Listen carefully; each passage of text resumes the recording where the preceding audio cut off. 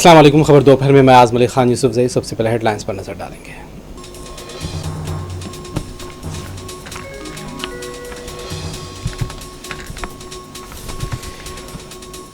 ملک میں secular civil code کی ضرورت. فرقہ وارانہ سول کوڈ ہٹنا چاہیے. 78ویں یوم آزادی تقریب سے وزیر اعظم کا خطاب. بنگلہ دیش کے حالات پر بھی تشویش کا کیا اظہار. عالمی بینک ریاست تلنگانہ کی ترقی کے لیے مالی مدد کو تیار. BRS حکومت نے ریاست کو مقروض بنا دیا تھا. گولکنڈہ میں منعقد تقریب سے وزیر اعظم ریونت ریڈی کا خطاب.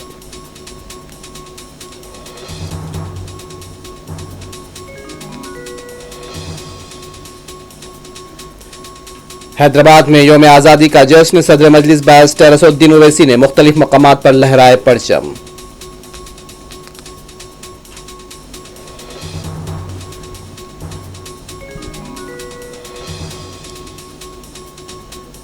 شہر حیدرآباد میں یوم آزادی تقاریب جوش و خروش کے ساتھ منائی جا رہی ہے. سیاسی قائدین، چیف جسٹس اور عہدیداروں کی شرکت.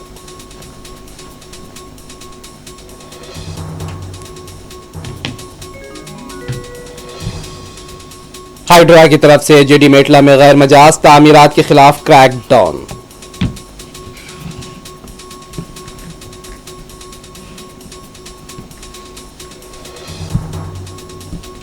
ملک کی آزادی میں قربانی دینے والی طوائفیں نظر انداز. تاریخ نے گوشہ گمنامی میں ڈال دیا.